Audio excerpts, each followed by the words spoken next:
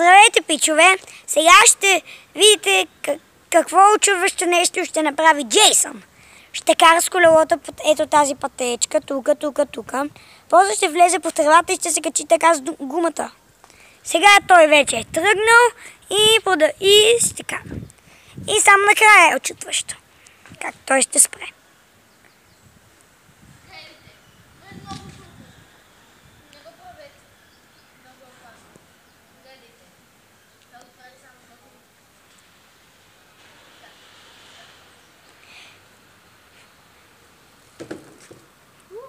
И да застанат точно ето така. Това е много трудно. Виждате ли как е застанал сам? Нали беше много трудно? Зависи. С готвите не е трудно. С паците е трудно.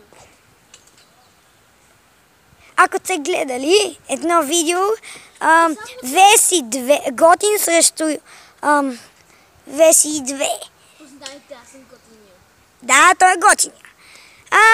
Да не казвам другото, обидното. Така. И да кажем чао. Да, само да ви кажа. Да. Аз съм професионалист. Карам по колела. Окей, да кажем на нашите зрители чао. Чао.